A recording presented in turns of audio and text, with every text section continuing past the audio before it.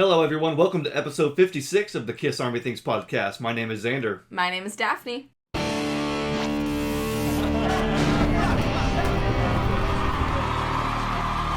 Thank you so much for joining us. It's a gloomy day here. It's a rainy day. It is. But that's okay because we're here to brighten the day. Hopefully it's a little bit clear weather where you're at. But nonetheless, we don't have much to talk about today. Just one topic, and that's Kiss. Yep. There's always something in there. There's always something. To talk about. The show is called Kiss Army Things. So we're going to talk about Kiss Army things. Things that are related to Kiss Army, which makes sense. So Daphne, before we were recording, you seemed a little salty. Yeah, I am salty because this is the second episode in a row where I have not had a little message inside my Moneybag Soda cap. And you have. Yeah, mine says jackpot. I guess I hit the jackpot and you didn't. They always have them. But for some reason, I don't get a little fun money message. And I'm a little offended, but I will get over it. That for sure. Well, I tell you what, even though there isn't a message under every cap, the fact that we even have a bottle is a jackpot. Because this soda is delicious. Cheers. And you will notice real quickly that we have our sign back up, Kiss Army Things. For some reason in the last episode, I forgot to put it up. And it happens. Yeah, I was like, but how are you going to know what podcast it is if you can't see the name? But no, and actually next to that, you'll notice that we have a couple extras hanging out here. So our friend Rick over at the channel It's All For You Demon unfortunately lost one of his companions, his pet, Large Marge, his dog. And if you've seen any of his videos, you know that his dogs are a big part of his videos. Yeah. They're like part of the brand, if you will, of the channel. Yeah, the wax pack and everything. They're like mascots, if you will. And so obviously it's tough to lose a pet. And Very so hard. We wanted to shout out Rick and Large Marge. And we have a couple of things here. And you mentioned the wax pack. Yeah, so Rick is the author of the wax pack, a Kiss fanzine, a new Kiss fanzine. And now that I'm thinking about it, I'm hoping that there's another one coming soon because he's doing them quarterly. Oh. I got the winter one, the spring one. Oh, it should be about time for the summer one. I'm hoping that the summer one. I bet it'll be within the next few weeks, maybe. I'm waiting, Rick. I'm very excited. But yeah, we're thinking about you, Rick, if you're watching. I know we watched his little, tribute video to Large Marge, and I'm sure most of us have lost pets before, and it is not easy. So let's cheers to Large Marge. Toast to Large Marge. Absolutely. Okay, well, I tell you what, we can go ahead and get started into some Kiss talk here because obviously we want to start out with the Kiss Spotlight. Every week we talk about the album that we've been listening to the most or most recently, an album that we want to spotlight and talk about. And believe it or not, we actually have different ones this week to start out with. So Daphne, do you want to kick us off and tell us what album you've been listening to this week? I would love to. The album I have been listening to this week is Asylum. Nice. I have no idea, by the way. Yes. I had no idea what album it was. We always try and not talk about our spotlights ahead of time, but my problem is I can't help but hum and sing everything that's in my head, and there's always something in my head. So I will catch myself singing a song from my Spotlight album, and then I have to stop myself. Like humming it. Yeah. She was humming it, but I was so oblivious. I didn't even know what it was. I was singing Who Wants to Be Lonely, and then I'm Alive. And you didn't notice, so I'm for glad. Sure. I'm Alive, okay. I love that song. Cool. I really like that song. But yeah, something about summer to me makes me want to listen to 80s Kiss. Sure. And this is a great, very quick, punchy album. Every song is punchy. Mm-hmm. I'm always a fan of classics like Who Wants to Be Lonely and Tears Are Falling. But this time around, my favorite Gene song on this album, I've noticed, is Love's a Deadly Weapon. Really? Yeah. Okay. It is underrated in my opinion. It's a very good song, and it really shows off Gene's vocal range big time. I don't know if you remember. There's a part towards the end where he's hitting this big long note already, but then it goes really high into some Paul Stanley ranges. Yeah, it should be Paul Stanley.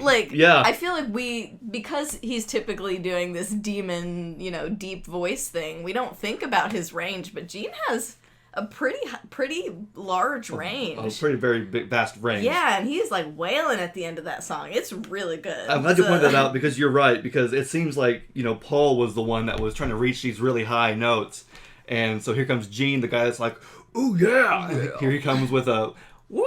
Yeah, you're right. And there was another. What other song was it that he does that? I think. Is it She's So European? Maybe. Where there's towards the end again where he hits another high note. You're like, wow, Gene. Any higher and you're going to break some glass. Yeah, that may be it. But I think it's a great track list. This is completely random and unrelated to the quality of the album. But something I noticed is that this album came out on my birthday. Very cool. So yeah, random fun fact. But yeah, I mean, it's just a great album. Like I said, I'm Alive was another favorite this time. Kiss really knows how to open an album because King of the Mountain is a great opener. I agree. So yeah, I've just been vibing. I love the album cover as well. I've always loved the colors, the lip colors. Okay. I know I'm sure people don't like that because it assigns the Spaceman and Catman colors to different people. Yeah, well, they're different tones, so it's okay. I think it's cool because it's this. It alludes to that like color coordination, but without being the exact without being offensive. Yeah, exactly. Yeah, I like it. Do people not like the album cover? You seem surprised. Asylum is one of the ones that is commonly referred to as one of the worst Kiss album covers, alongside I think The Elder and Carnival of Souls. I understand Carnival of Souls. To me, Asylum, I mean, I don't really... I think it's great because it's like, it looks like a painting. Yeah, I mean, I hardly have opinions on this stuff, even though I am a graphic designer. Mm-hmm. I'm surprised you don't. I was born into this stuff, so this album has always been this album cover. Yeah, that's what it looks this is the way that Asylum is and always has been. It's cool. It's like, and in my mind, always could be. Sorry, I may interrupt. But it has like a cartoony vibe to it, and the lip color thing is really fun to me. I'm into it. I'd be like, and yeah, you're right. It is a painting. It is very 80s. It is very 80s. It is. I like how they have the dots on the back. Yes. Continue from the front. Yeah. That's pretty cool. Anyway, you mentioned Love's a Deadly Weapon, and I just thought about how Chris Jericho's band Quarantine, during quarantine, recorded their own version of Love's a Deadly Weapon. Oh, and, wow. Interesting. I got it pulled up right here, so maybe when we're done here, we'll watch it, because it's pretty awesome. There's a certain quality of that song that doesn't really come through on this album. Maybe it is production, but there's some great double bass drumming from Eric Carr. Yeah. Again, you got some really crazy vocals and some shredding from Bruce. So this song does pack a punch, but it's one of those that kind of flies under the radar. I think Quarantine did a great job at. Well, that's cool. I feel like I remember you telling me that they had covered a Kiss song, but I don't think we ever watched it together, so we definitely need to do that. But I'm Alive was one that you mentioned. What's up with I'm Alive? Is that one that you just kind of recently fell in love with, or has it always been one that you've always gravitated towards? I've always liked it, but honestly, like, Asylum is not an album that I've really listened to on repeat or anything.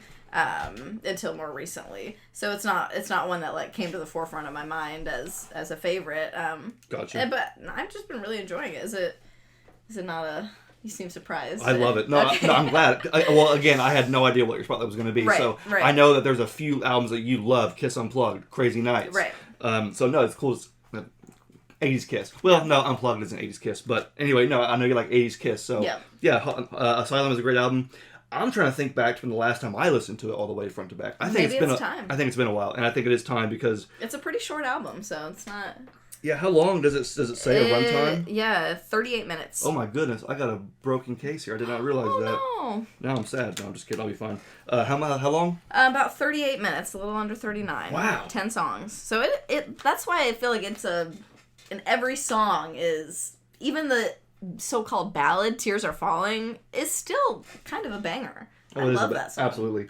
You know, it's funny because even though there is 10 songs, each one is kind of, I mean, they're appropriately length. Yeah. Well, there's only 10 though, yeah. 10 songs, yeah, but each one's like 403, 326. Yeah. So, I mean, but it packs a punch in 38 minutes. It does. It packs a heck of a punch. So I think it's time for me to go back and listen to Asylum. Yes. This is your sign. But in the meantime, I have been jamming to Kiss Alive. Yes. And if anybody has been watching the recent episodes, my recent spotlights have been Kiss Alive 3 and then the Millennium Concert, because I was listening to the Kiss Alive box set, and I thought, well, let's just continue on with that. And so I popped in Kiss Alive. And again, it's been a long time since I posted on Instagram. If anybody's posting on Instagram or following Kiss Army things on Instagram, you may be getting a little taste, a little pregame of what my Kiss spotlight might be, because I'm always posting to the gram. I knew this time what it was, just because we've been jamming it in the car when we drive together. So I figured that'd be the spotlight this week. Yeah, I had it. But I've been loving it too. Yeah, for sure. I had it in the car listening to it from the box set version, and then I've been listening to my vinyl copy indoors, and so I thought I'd pull this out. This is the only full, complete first pressing of Kiss Alive that I have. It has the original sleeves, which they look like that. They have some other albums on the back. That's awesome. Other Casablanca albums. Yeah. It has the blue label. I don't know if I can show that or not, if I can figure out which way this is. You can see the blue label right there with the Smoking Man on there. Yes, Smoking Man on there for sure. And then it also comes with the 16-page booklet. I gotta be very careful because these are extremely old, extremely beat up. Yeah. Wait, I don't think it's a 16-page booklet. That might have been for the originals. But anyway, it does come with a cool booklet. And so I had to Frankenstein this together. Yeah. I think I bought this copy of Kiss Alive from back in the day. And it had other sleeves. Oh, and so I bought another copy that was really, really beat up, but had original sleeves. Nice. And just over the period of time, I didn't know you did that. That's awesome. I've been able to Frankenstein I have like 3 copies of Kiss Alive. This is the only complete first pressing that I have. But That's anyway, cool. I know Kiss Alive is, for a lot of fans, a legendary album. Yeah, and, obviously. I've always felt kind of guilty personally because Kiss Alive has never been, even in my top 5 albums ever. Well, you didn't grow up with it the way a lot of people did. That's the biggest thing. I feel like it's not, wasn't your era during your childhood, so it doesn't have that same nostalgic, personal connection. I think you're right, and that's something I kind of have to, kind of get over because I was like, why am I getting more excitement out of hearing the Millennium concert than I am Kiss Alive when one is clearly more beloved and, more exceptional than the other? And I guess it's because, the one on the Millennium concert, and even Tokyo off the soundboard, it's just that's how the song sounded when I was a kid. Right. That's how the songs were when I was a kid, so that's kind of what I gravitate towards. But no, Kiss Alive is absolutely masterclass all the way through. I think I appreciate it more now than ever. Yeah. Just because I feel like as you get older, you're able to understand things more. Yeah, well, and appreciate things more. Yeah, and you know more of the history of it now. As an adult, you have, educated yourself on everything. So it means more now that you know what was going on at the time and what that album did for the band. Yeah, I kind of always, I was always like, man, they tweaked the album. They recorded like 3 different shows and pieced them together, and they put the crowd from this part of the show on this song to make it louder. And if you allow that stuff to ruin your experience, then it's going to ruin your experience. But I think what I've learned over the years is that Kiss has gone out of their way year after year to make sure they're putting out the best quality content. I think there is a time and place to be like, you know what? Let all that meat hang out. Let all the loose ends kind of just be there. And then there's a time where you say, okay, we need to make sure that, we're putting out the best product for our fans and for the sake of entertainment. Yeah. I feel like people think that Kiss is the only band that is smoke and mirrors. And I think Kiss is the only band that will admit to you that they're smoke and mirrors. Yeah. Everybody else tries to hide the fact that they do different things, whereas Kiss is like, we're trying to give you the best we can. So we're going to like overload you with everything that we can. Right. Bombs, smoke, and listening to, I think I mentioned this while we were listening to it in the car, I was like, man, even after Kiss concerts end, we can just listen to Kiss Alive, Alive 2, and Alive 3, and, Unplugged, or Rocks Vegas, or whatever. We can listen to these live albums and still get that Kiss concert experience. Yeah, and that's the point. I love what Kiss Alive brings to that, in that realm, because it's obviously known that Kiss was having trouble moving units. Yeah. Those first 3 albums, and with Alive, they were able to capture the essence of Kiss. And part of that essence is, I think, the connection between band and fans. Mostly Paul Stanley, who is the ultimate hype man. Yeah. I think that this Kiss Alive just set a precedence for what every Kiss show should be. Yeah, absolutely. And encapsulated what every Kiss show was up until that point. And what I love is that Kiss Alive is pre...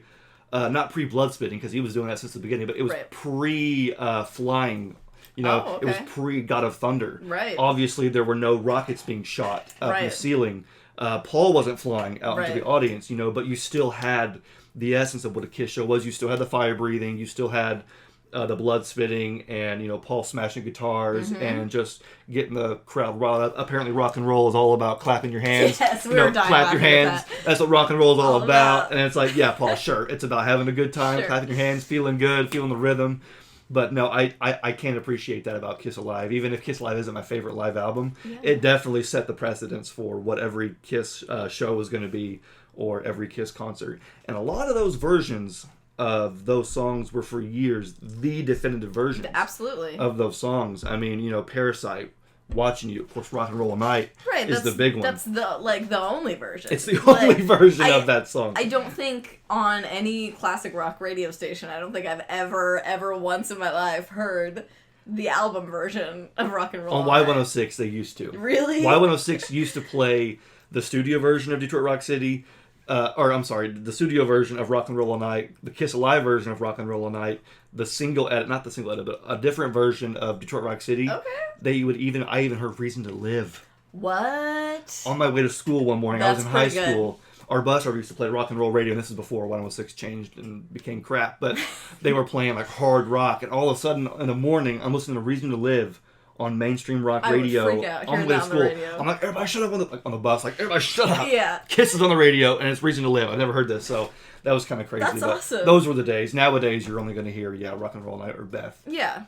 And every time Rock and Roll Night's going to be the Alive version, because that is the definitive popular version. But I think what you were saying about like Paul especially being a really important part of Alive and kind of translating what Kiss is on an album, because I mean at that time, if people hadn't seen them live, I don't feel as great as those first 3 albums are, they don't capture the experience, and they don't tell you as much about the personalities of the band and how amazing Paul is at being a front man, and like you said, getting the crowd riled up, and just his banter in general. Yeah. So it's really cool to see that, or to hear that, and it was also cool to hear certain things that he says that he still says a version of today. Yeah. So that's down in the dumps, and you need something to bring you up. Only one drink gonna do it for your cold gin. Yeah. Again, that's part of Kiss Alive, just being the cornerstone, I think, of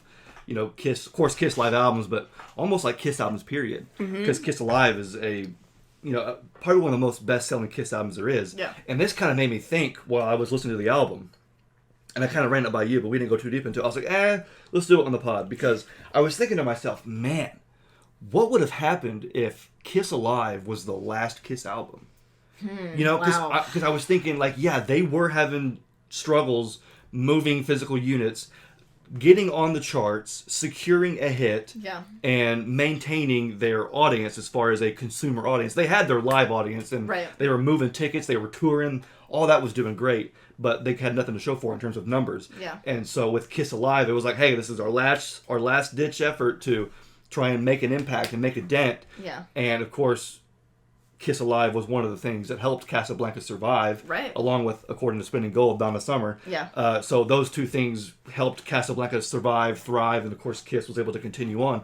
But let's just take a look at an alternate route for a second and say, okay, what if they approach Kiss Alive, hey, this is our last ditch effort to, again, make a dent, make an impact, draw a crowd, move units, get sales, and establish Kiss as a selling mainstream act. Yeah. And we're going to do it with a live album. We're going to encapsulate everything that Kiss is, and this is going to put us on the map. And let's say, okay, it did do very well. Let's say Rock and Roll All Night did become the smash hit that it deserved to be. Mm-hmm. But let's say that even that wasn't enough to recoup any losses for Casablanca. Let's say that it was known that Kiss was going to fold. Yeah. Let's say it was known that Casablanca was going to be this was their last album. Yeah. Kiss had no success at securing any other deal with any other label, and so Kiss Alive is going to be their last hurrah. And you get exactly what you get on this album. Yeah. But you don't get Destroyer, you don't get Love Gun, you don't get any more tours, nothing. It's like, what would Kiss's legacy still be? I personally think that Kiss would still be a big name, but they would be nowhere near as relevant as they are today. No, not in pop culture. And they would have nowhere near the fan base that they would have. When I think about it, because obviously what happened after Kiss Alive is what really made them who they were. The comic books, the album covers like Destroyer and Love Gun. Thank you, rest in peace, Ken Kelly. But those were just amazing. Yeah. All the merchandise that come out. Again, this is all before that, so it's like everything stops with Kiss Alive. Where do we go from here? Yeah. And so I really think that Rock and Roll Night would still be played on radio today, but Kiss themselves, I'm trying to think like the members themselves. Where would they be? Because I don't think that they would have been able to make it past the local level if it wasn't for Kiss. Yeah, you know what I mean? not. I mean, it was kind of like the sum of the parts, or whatever that saying is. Kiss is better as a whole, right? Than individually. Yeah, I mean, and it's. I mean, do you have any thoughts? I mean, I know it's a weird concept to talk about because this is the opposite of what happened. Alternate universe stuff. But yeah, but what if Kiss Alive was it? I mean, do you have any thoughts on that? I still think they would, at least to music fans, to like real rock fans, they still would be almost legendary status, but in more of a what's the word I'm looking for? Not a legend. It's a myth. Yes. It's like a mythical sort of, a long time ago thing, as opposed to. And I think they would have.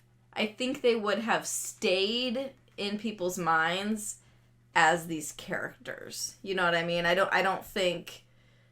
I mean, obviously this was long before the makeup was ever taken off, and long before anybody knew anything about. Yeah, they never knew who they were. Gene Simmons, Paul Stanley, no one knew anything about Eric, about Peter, about Ace. Right. So I think they would kind of stay, like you said, in this kind of mythical sense in people's heads, and I think because of that, I think they would still stay somewhat relevant, at least to music fans. Yeah. Just because it was such an interesting time in rock. But I don't think it would have infiltrated larger, broader pop culture in the way that it has. I totally agree. Because you don't have to be a rock fan to know Kiss and to have seen the Kiss logo everywhere. Bingo. You know what I mean? Whereas if they had stopped at Alive, I don't think, especially now in 2023, I don't think the average person that you talk to would, if they're not a rock and roll fan, if they're not a classic rock fan, I don't think they would. Yeah, you would have to be like an actual rock fan, a rock historian, a music journalist, or a music historian, or somebody who, or maybe you were a fan, an actual fan. Like the Kiss Army wouldn't have even officially started because it wasn't until 76 when the Kiss Army started. True, so, yeah. Or at least officially. So let's say Bill and Jay were able to, still create the Kiss Army because that was born out of them surrounding the legend of them surrounding the radio station, Yep. In the name of the Kiss Army. And then of course, Kiss made it into an official fan club. But let's say it didn't get to the official fan club thing. The Kiss Army would have been a legitimate, unofficial, small scale, very minute group of people. Yeah, and how long could that go on if there's not new content? And, right. It's just interesting to think about how do you continue to have a club about something that is not continuing to exist and only has 4 albums? Yeah, it would be one of those things where, you feel special because you know something that nobody else... You're a part of something so small and so elite that nobody else is a part of it. The Kiss Army would be very, very small. It would be more of a cult thing, a cult phenomenon, I feel like. Yeah. More of an underground club type of thing. Yeah, I totally agree. I still think that Rock and Roll Night would be on modern radio today. People would still know what that song was. It still would have ended up on Rock Band or Guitar Hero. Yeah. But nobody would really know that it was Kiss. If you said, who sings that? Nobody would know that it was Kiss. And nobody would know that those guys were the ones that wear makeup. Right. And it'd be more of a, I feel like more of a, I hate to say it, but one-hit wonder type of situation. Yeah, you're right. I mean? Yes, there you go. That's what we're talking about here. What if Kiss was a one-hit wonder? Yeah. Because we know that there are plenty of other one-hit wonders that are still known today. I was trying to think of an example of one just to come in with something, and I was thinking about Ram Jam. Mm-hmm. Black Betty is a legendary song. Almost everybody knows it.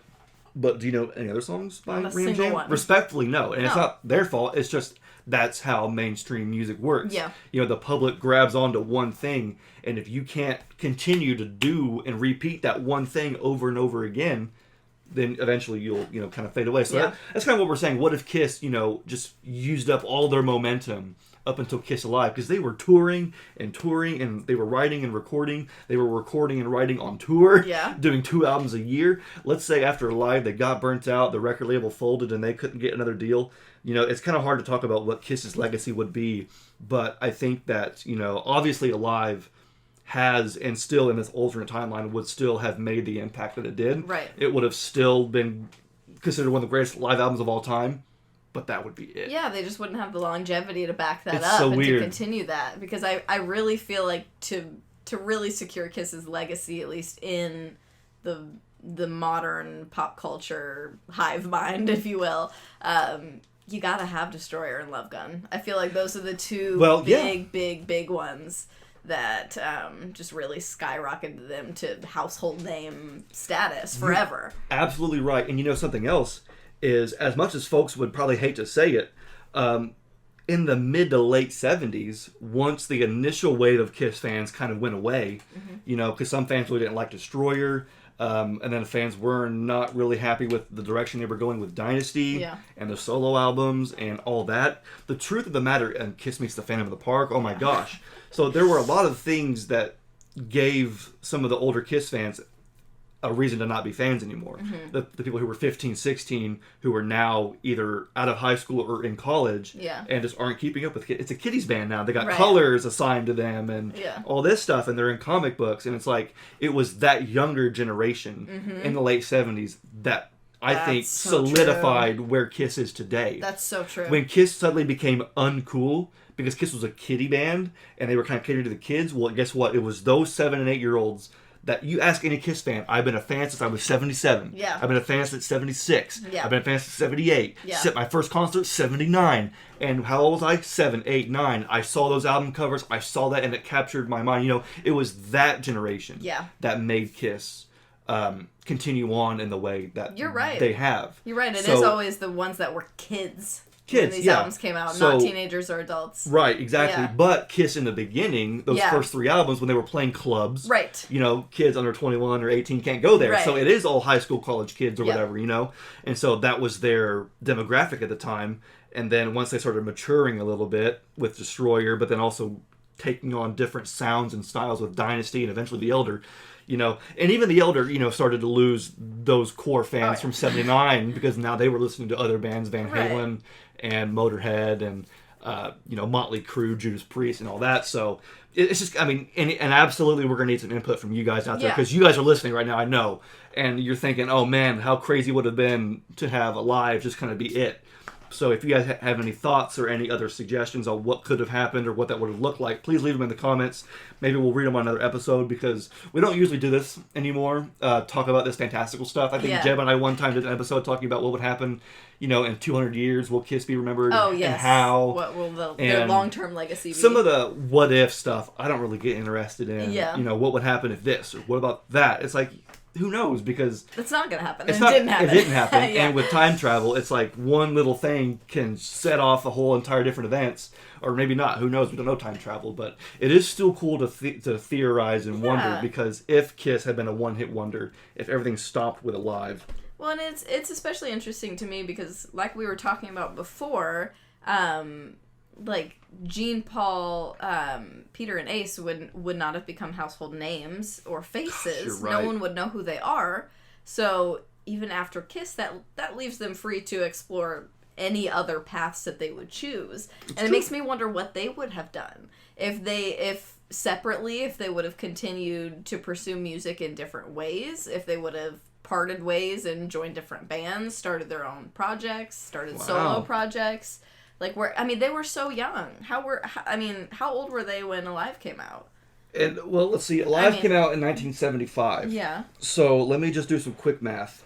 So Alive came out in 1975. Paul Stanley was born in 1952. So he was 23. 23. That's really young. That's really young. That's younger than either one of us. Yeah. Like, they were young adults, like kids practically. So they had their whole lives ahead of them at that point. So it is so interesting. I don't even know where to start there. And so let us know what you think. But it's so interesting to think about what they might have pursued and what they would have done with the rest of their lives. I'm going to go ahead and take a stab at it. Okay. And I could be totally I wrong. love it. Let's go. But here's what I honestly think probably would have happened with the original 4 members of Kiss. I think Paul Stanley, if after Kiss Alive, you know, after Kiss and Kiss Alive and all that, I think Paul would have became a songwriter for other artists. Okay. Because I think Paul Stanley, as a songwriter, look at songs that they had already prior to Kiss Alive. Come On and Love Me. Yeah. The song Hotter Than Hell. You know, they're really good pop songs, but with a rock flavor. Right. And so Paul, and you look at his solo album, which would have been just a couple years off, that's the direction he would have headed. Maybe they all would have done solo albums. Yeah, that's what I Maybe they like. would have done solo albums. I think Paul maybe would have tried at least. Yeah, I think they maybe would have tried a solo career and see what would have happened there. But let's say they did that, and even that didn't Still go. failed, yeah. That didn't go as well. What would happen? So I think Paul would be a career songwriter because he's that good and would still perform or do this. I think Peter would probably go back to Brooklyn or back to Queens, back to New York, and do the local scene again and get involved with some of the local acts. Because I think Peter Criss was the only artist out of the original 4 who actually had album and recording experience prior to being in Kiss. I could be wrong, but that is my understanding, that as the oldest and as one of the most sort of active in the local scene, that he would have had the most connections with local bands. So even though he wouldn't have been playing stadiums and arenas, he would still be playing drums in local bands and doing all that stuff. Just super random side note, but that's interesting to me. I don't know if we've ever talked about this before, but we always talk about how Kiss kind of mirrors the Beatles in a lot of ways, but, on steroids. Beatles on steroids is what we always say. Matter of space. But that's interesting that you say that Peter was the oldest and had the most industry experience, because it was the same way for the Beatles. Ringo was the oldest, and even though as time went on, a lot of times he was the butt of the joke and not everybody's favorite necessarily. And you can look this up in interviews with Paul and probably others. When they met him, he was older than them, he was cooler than them, they were intimidated by him. Wow. He had been playing with other bands that were bigger than them at the time. So that's just interesting how that parallels. Anyways. I could see that. I could see Peter doing that. Yeah. I think Ace would probably be a roadie / a studio guitarist. Okay. Because I'm pretty sure he was a roadie prior to even being in Kiss. I didn't know that. I think he was a roadie for Jimi Hendrix and was helping set up some of Jimmy's stuff and already had some connections there. So obviously, even if Kiss was his big break, but even if Kiss didn't work out, I don't think it would have stopped Ace. I think Ace would have probably either gone back to being a roadie, being somewhere involved in the touring industry, or because he is a skilled guitar player, would end up playing for either other artists or other bands. That makes sense to me. Maybe he did his solo album and his was successful, and he did have a solo career. Who knows?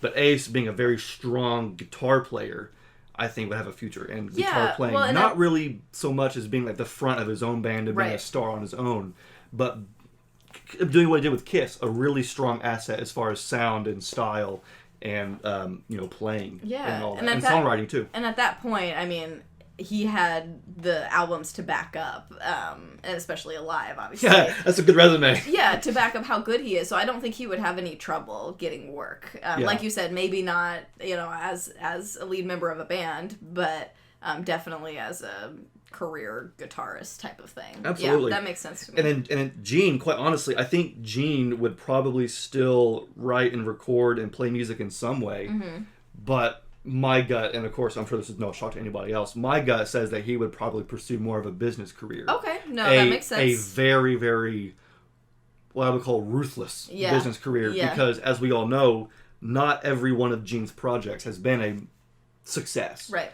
But that's always been Gene's prerogative or his mindset, where when one thing fails, it doesn't matter because there's always something else beyond that. Right. This is always a stepping stone. A is always a stepping stone to B, which is always going to lead to C, and so on. And Gene, having that mindset, I think, would start his own record label, Simmons Records. Oh, yeah. He would go on to be the guy to, he did a bunch of his own fanzine magazines before he was in Kiss. He could be in the print industry. Obviously, he did Tongue Magazine eventually anyway. That's true.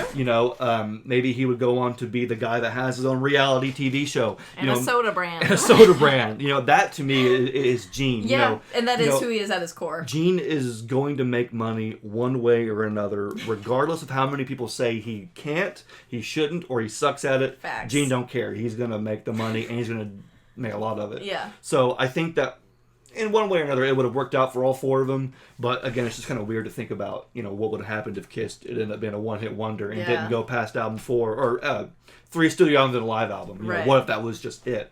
But I still think it would have been an impressive career nonetheless, because most hardcore Kiss fans only cite those earlier albums as being their core and the foundation. Right. Which I would agree, because again, you look at Kiss's set list today, and it's a lot of the first album Absolutely. and Destroyer. You know, the stuff that, again, people latched onto and was obviously etched in time forever. So, again, let us know in your comments what you guys think what happened. Or it's a fun little thought experiment. Yeah, it is. But thankfully, we're glad that it did not end up that way. We're glad. We would not be here. This would not be happening. Exactly. This would be.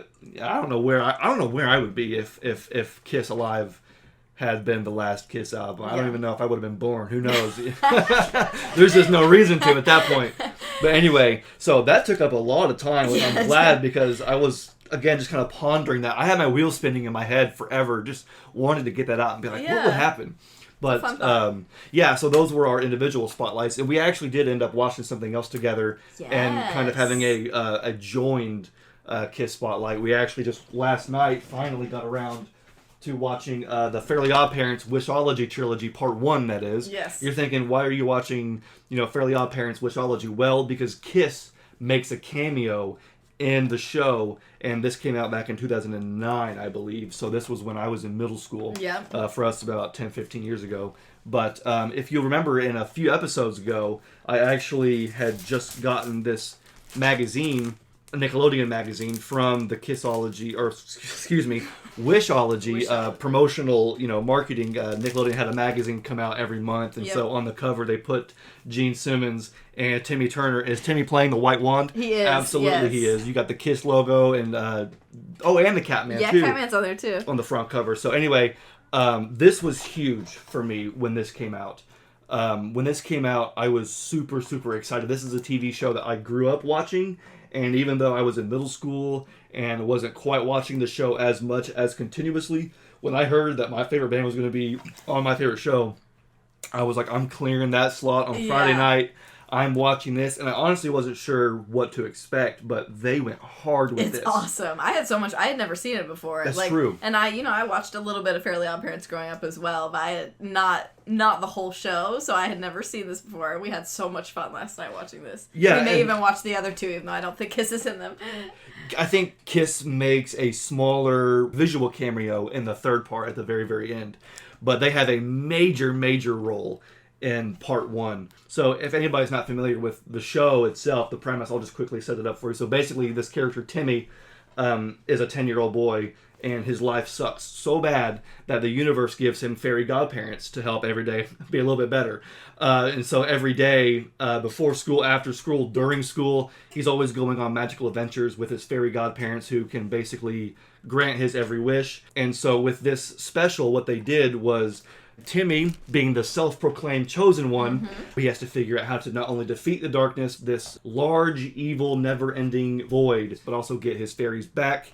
And one way he does that is by going to the Marf Festival, the middle-aged rock festival, where he meets Morph, the magical order of rock and fairies, which happens to be Kiss themselves. So Kiss is an ancient order of, kind of like the Elder, or the Rose from the Elder. Good point. But Kiss themselves are ancient fairy warriors who have been sworn to protect the White Wand. And so, of course, at the concert, on stage, in front of everyone, the battle takes place. You've got the Catman with a literal tank for a drum set. Yeah. You have Paul strumming his guitar, launching enemies, and Gene breathing fire. And guess what? Gene and Paul voiced their own characters. I was going to say that. That was so cool. That was so cool. And they weren't shy from being very meta and, kind of self-deprecating. Yeah, poking and, fun. Yeah. Self-aware. They make, age jokes. Like, wow, you guys are ancient order, ancient fairies. You guys must be old. It's like, why do you think we wear the makeup? Right. They gave Gene's tongue its own personality. Yes. Every time Gene's tongue comes out, it does the devil horns or a thumbs up. And his tongue was purple, which was an interesting art choice. But what is it that Paul said when they're at the Marf Festival, which, like you said, is middle-aged rock festival. Yeah. So it's a bunch of middle-aged people complaining about their backs and stuff. It's silly. Oh, yeah. But when Paul comes out, what does he say? Like, are you too old to rock and roll or something? So the very first thing you hear from both Gene and Paul is both of them come to the microphone. Oh, at the same time. At the same time. But here's the thing, again, because it's comedy, you have to be very mindful about the comedy, and so they don't do it in unison. No, it's off. They do it off sync on purpose. And so, are you too old to rock and roll? And then Gene does the tongue, and then Paul goes It's so because he's good. old, and everyone in the crowd's like, yeah, ow, our backs.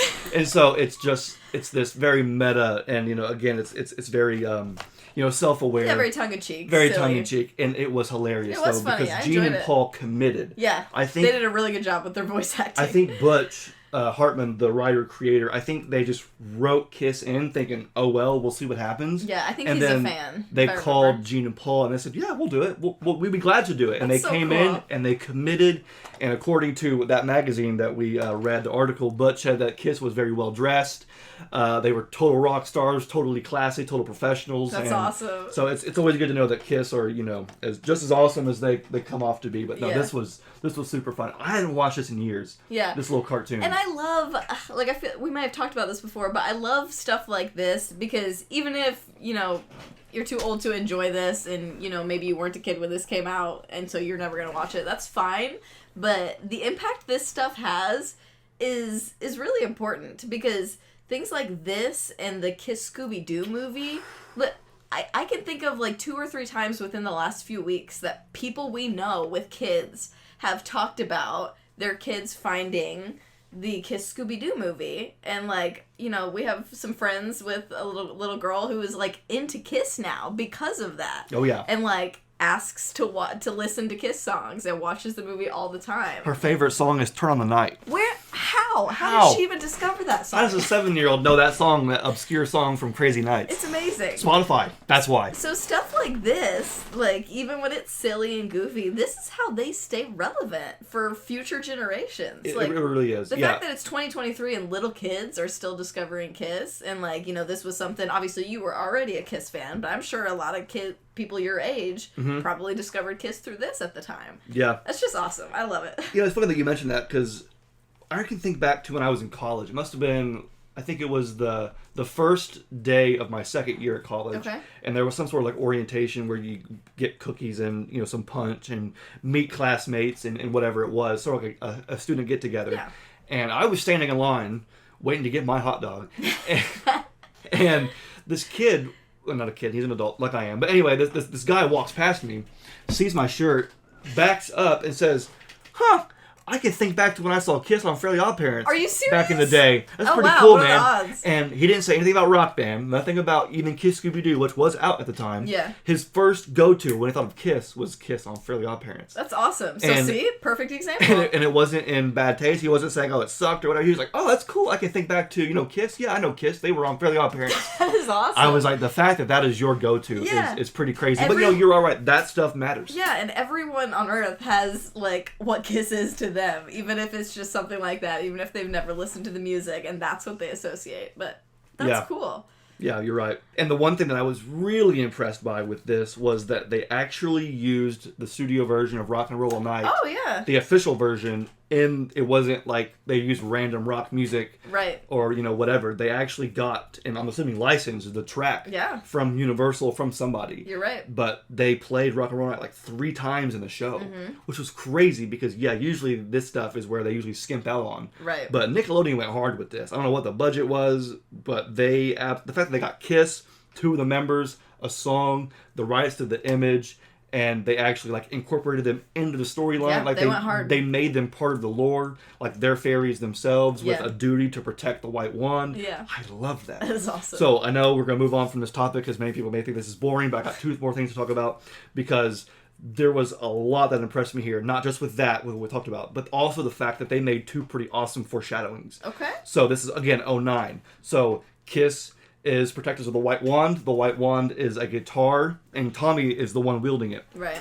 And a couple years later, Tommy Thayer would debut his White Lightning guitar. You're so right. And that is what came to mind when they first said that. And I watched this back in the day, but then when I watched it years later, I thought back to, whoa, the White Lightning. Now that's something that you just can't predict that. Right, yeah. Of course there was no way that they could predict that, but the fact that they have the White Wand here, and then 3 years later Tommy has his own guitar from Epiphone called the White Lightning is pretty awesome. And then this I noticed just last night. This concert that they have, the Marf Festival, this rock festival, takes place in Vegas. Oh really? Oh yes, you did point that out. There was a sign that said, Las Vegas, now entering, and then they go to the Marf Festival and see Kiss in Vegas. Kiss rocking Vegas. So Kiss rocks Vegas before Kiss Rocks Vegas That's even so came good. out. And again, there's no way that was actually predicted. No, it's just but a when fun you just coincidence. think about the fun coincidence, it's crazy. It's like, all right, cool, I can respect that. That's great. And then you even said, man, I wish there was a Kiss guitar that was shaped like a guitar. Yeah, a star. A star. Yeah, I'm sorry. A Kiss guitar in the shape of a star. Yeah. And I was like, actually, I'm pretty sure on the Dynasty tour, right around there, Paul actually was using a guitar that was in the shape of a star. Yeah, and you pulled it up, and it was. It was pretty awesome. It was kind of similar. It was very cool. Yeah. Anyway, that was pretty cool. We can move on now. Wow, the Kiss spotlight went pretty long this time. Yeah, it did. That's okay. That was a big chunk of our episode right Absolutely. there. But we can go ahead and talk about the end of the road tour now because Kiss is still touring. They're still playing shows. We're about 6 months away now until the end of the road tour in Kiss's live career. But anyway, things are still popping off. Things are still going really well. I've been doing my best to keep up with the show, with the set, just because I'm really going to miss watching new shows from Kiss the day after they happen. Right. Or even, catching lives of people, filming. Savor it while you can. For real. Oh, gosh. Because I can think back to, the Monster Tour and Sonic Boom Tour when I was just now figuring out, when social media was just now becoming a really big thing. I was using that to know what every set list was. Yeah. Where Kiss was, where they were playing. And I'm really going to miss that because obviously when they quit touring, there's going to be a lot less to look forward to from the band themselves. Mm-hmm. But in the meantime, we can still enjoy what we have going on now. And so as far as Kiss playing live now, they're over in, I think, Europe. Yep. They're doing some shows. They've done some shows in the UK. They just played in Munich, and they're playing some other shows upcoming. And I noticed that Making Love so far is still in the set, which is, I'm glad. Keep it. Because I know we've been talking about what changes they could or should make to the set list. So far, nothing dramatic, but we do have Making Love still on the set list. Mm-hmm. And I like how strategic Kiss is when they choose the songs that they're going to add in, because they know that when it comes to a big, massive audience, they have to cater to everyone as much as possible. Right. And so pulling out a random, obscure one is just going to throw the whole crowd off, throw the whole show and the whole pacing off. Yeah. You can't just cater to the one diehard in the audience. Right. But they do, every now and again, will change it up. And they're very smart with how they do it, because I can think back to Freedom to Rock tour when they brought Sweet Pain back in the set list. Hey everyone, it's Xander from the future. So the song that they brought back was actually Flaming Youth, not Sweet Pain. I misspoke there, my apologies. And I was like, wow, Sweet Pain, that's a random song. And I thought, wait a minute. It's from Destroyer. Right. They already play half of Destroyer. Right. It's a very well-known album, so this is likely to be known amongst the others because of how popular the album is. Yeah. And same here with Making Love. Rock and Roll Over, another popular album. Yeah, even Dr. if it's a Love deep cut is in the set from list. the album, it's still from one of those iconic 70s albums. So you're right, that is strategic. Yeah, they wouldn't play See You in Your Dreams, right. From that album. They already played Dr. Love. They have played I Want You in the past, and so of course Making Love, it's smart, it makes sense. Rock and Roll Over is a very popular Kiss album. It's not one that has been in the main set for a while, I think, so I think it's a perfect choice. I'm just hoping that it stays in the set. I'd love to see until that. the States. Me too.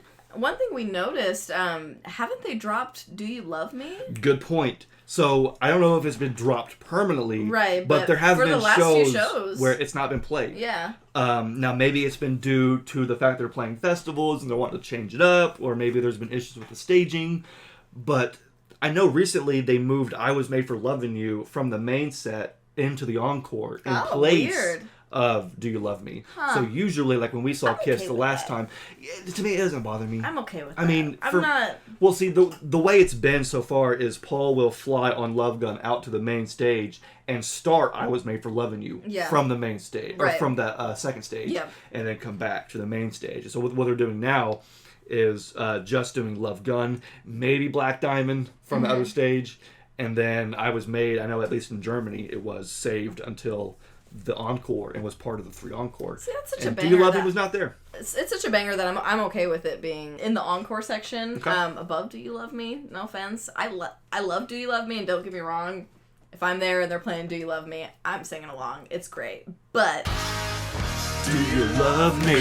Sorry, you said but. But That's good. Sorry. But I could kind of take it or leave it on the set list, honestly. Okay. So I'm kind of fine with that choice. For sure. But yeah, no, you're right. Good observation, because they have been doing some small changes. I think even Rob said that when he saw him at Sonic Temple that they may have taken out Do You Love Me as well. Okay.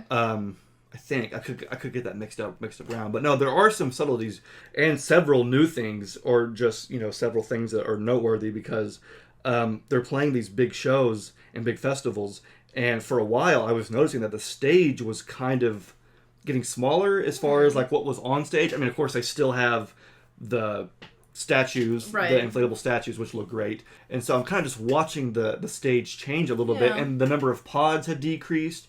But I was watching a couple shows, the most recent shows, they're back to 11 pods now. Oh. They were down to just 3. Like, I'm pretty sure when Jeb and I saw them at Louder Than Life, and then when Rob saw them at Sonic Temple, and a few others, they were only down to 3 pods. I think it probably, a lot of this is probably just dependent on the venue they're playing at. Especially because, a lot of the things you're mentioning are either festivals or at least, somewhere in Europe where maybe the venue can't accommodate all of that stuff. Yeah. So I feel like it's probably just a limitation of wherever they're playing that night. It very well could be. It could be a combination of things. I think, you're right. I think there was a show recently where Paul couldn't fly out to a second stage, so they just did Love Gun from the main stage. Mm-hmm. So I'm sure that, they may have something to do with it, and of course travel. They're... Yeah.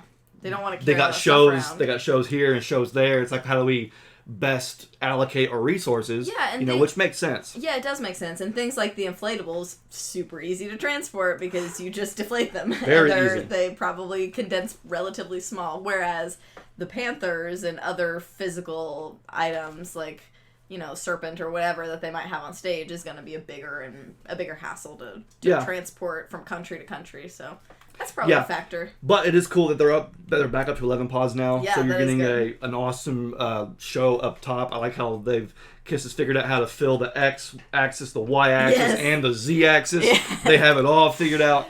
So it's really cool to see that. But even I noticed Paul is playing an awesome gold guitar. Oh. They're going with this, this golden theme because it's the Final 50 and the 50th anniversary. So it's like their half centennial. So they're going with this gold theme, and Paul is rocking this awesome, sweet gold I'll have to look at guitar. Of course, bedazzled, just bejeweled to the nines. Looks super awesome. Yeah. That's really cool.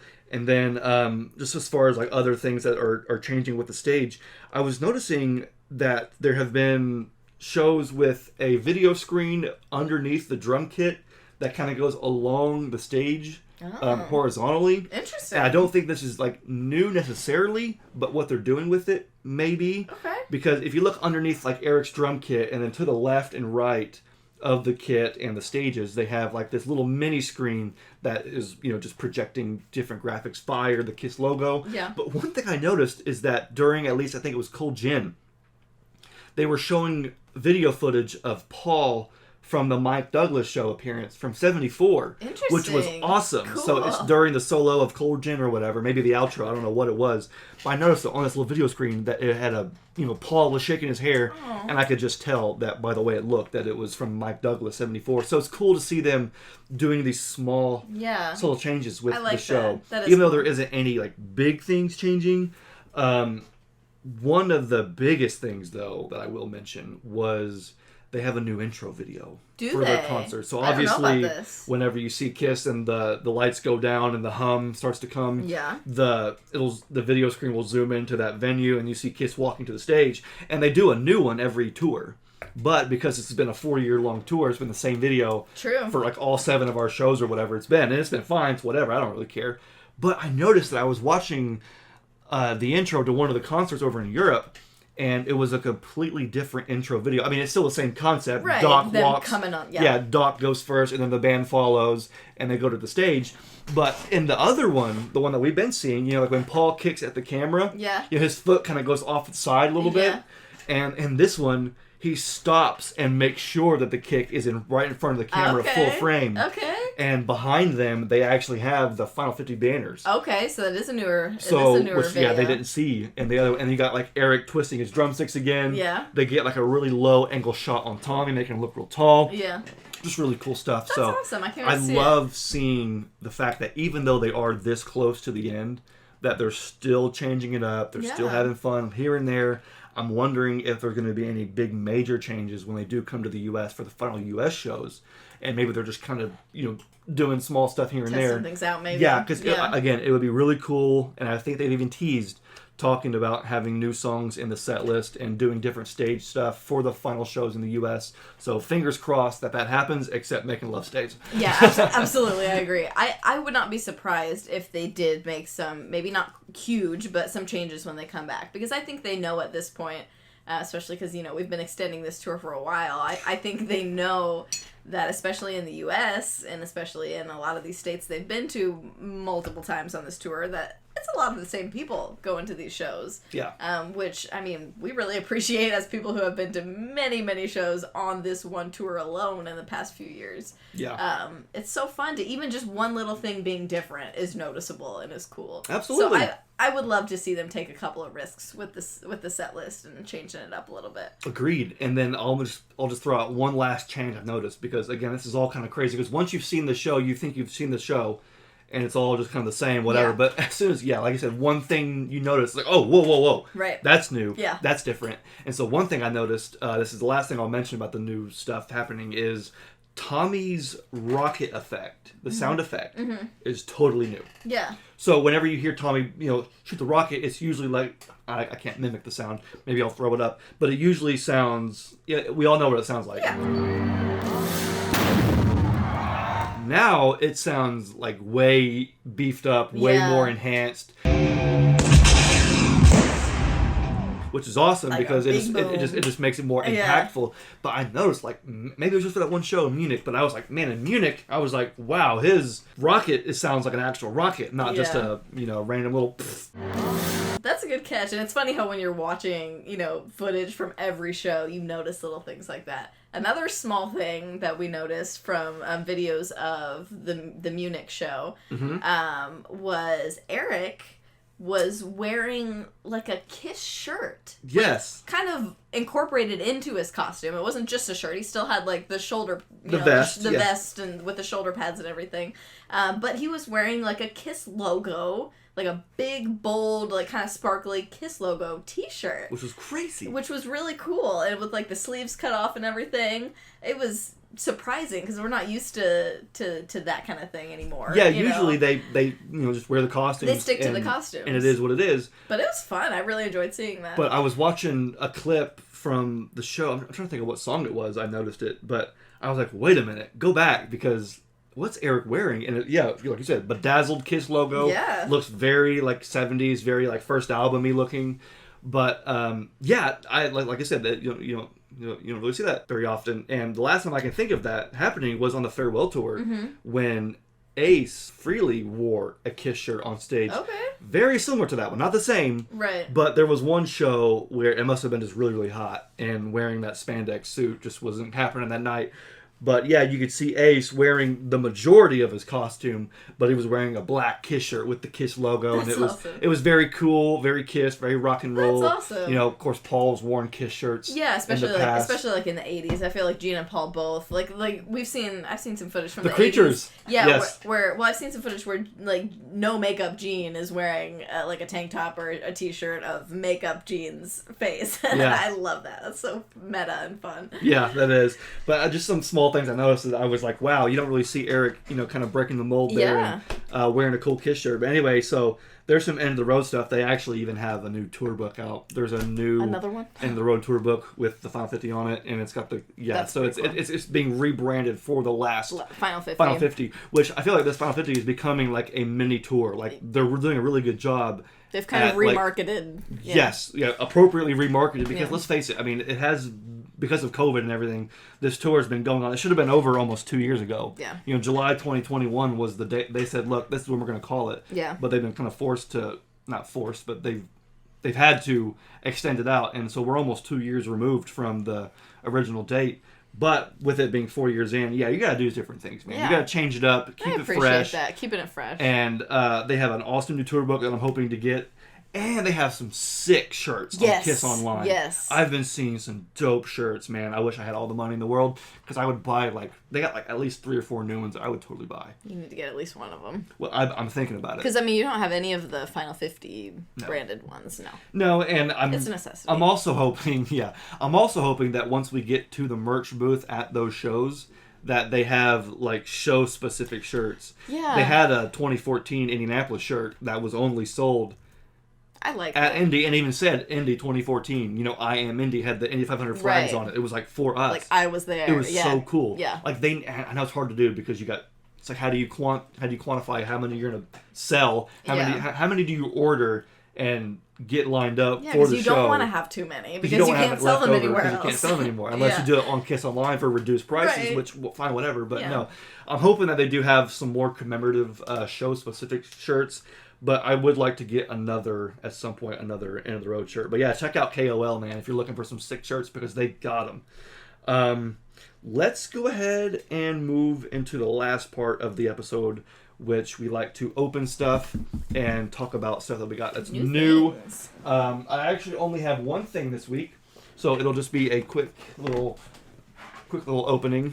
While you open, I have a small thing that I'm currently wearing. Okay. This is a new Kiss shirt that I got, believe it or not, in the little girl section at Walmart. I was literally grocery shopping last weekend and walked by the little girl section and saw this awesome Hot in the Shade shirt. And I was like, if I get the biggest size they have, will it fit me? Because it was like $5. It was so cheap. And they had some other, like, little AC/DC one, a Def Leppard one, I think. And I looked at, the kids extra large, and I was like, I can make that work.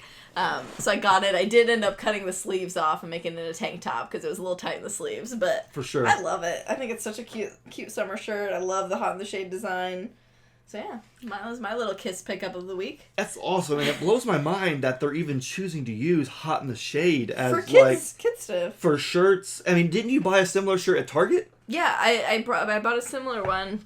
It was more in like the women's or junior section. But I've worn it on the pod before, I'm sure. But it's kind of just like a black t-shirt version of this. Exactly. But it's the same kind of design. It's the same kind of colors and... it's pretty much identical otherwise.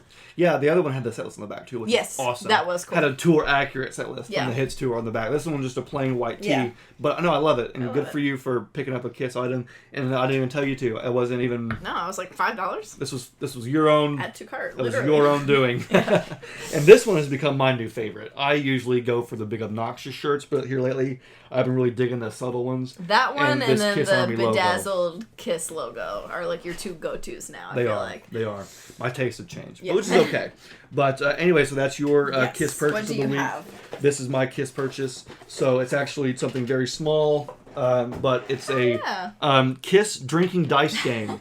So you're probably thinking, why did you buy this? Well, I don't know. He doesn't even drink. I don't even drink. But maybe we could, at one point on the channel, play the drinking game, but with money back soda. Because it does have, for instance, you roll 4 dice, and it could be you or everyone or player to your right or whoever. You take a sip twice and then sing "Shout Out Loud," or something like that. So there's prompts that you have to do, and only certain people it affects. That's fun. So this could be a fun game. But no, this is one of those things that came out in I was gonna say 06, but it's actually 08. But anyway, it was one of those things that came out in the mid to late 2000s that had the black and white design with their faces right there and there.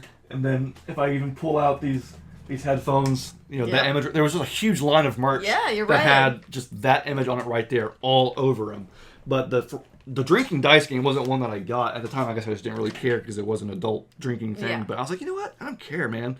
I'm going to get it. I'm going to put it in the collection. I'm going to show it on the pod. We're all going to love it. Yeah, and then we're going to open it, and then we're going to play the game at some point. Yeah, I love that. That's great. This is my quick Kiss purchase of the week. And so anybody out there, let us know what you've been collecting if you're collecting Kiss. I love it when people leave comments and share with us, what they've been buying and what they've been listening to. So share with us your Kiss collecting habits and your recent Kiss purchases. Share with us your Kiss spotlight. we'll be definitely sure to read those. Oh, and also share with us your thoughts on our little our what if scenario that we were talking about earlier on if Alive was the final Kiss album. Let us know what you think would have happened. Those I think we'll read on the next episode. Yes, yeah, I'm excited to see what your thoughts are. We'll pick a handful of the best ones and we'll kind of debate them on the show and talk about them and reflect on them because I'm sure other folks will have some other ideas and some other theories on what that would have been like. But I think as far as this episode 56, we're kind of coming to a close. So we have a lot to clean up here. I got the dice out. I got the key, the table knife. Full today. We got the magazine. Got some Kiss Wax Pack Large Marge stuff going on. The Wishology. I mean, we're having a good old time out here. So if you're not subscribed already, please do. When you subscribe, that's how we know that you like the content that you see. You want more. You want us to keep going. Let us know in the comments if you have a suggestion for a topic. We're always taking suggestions on what you guys want to hear us talk about or just talk about in general. Join us in the conversation. And you can also do that by liking us on Facebook. Follow us on Instagram. We're posting constantly, at least once every day, on those social media platforms. Again, just Kissery, Kiss memes, Kiss merch, and more. Just Kiss Army things. Which, she saw it. It makes sense. It's my little tagline there. It. Anyway, thank you guys so much for choosing to join us and give us your time and join us in talking all things Kiss. We will see you in episode 57. Until then, thank you for joining us. My name is Xander. My name is Daphne. Peace out, everyone.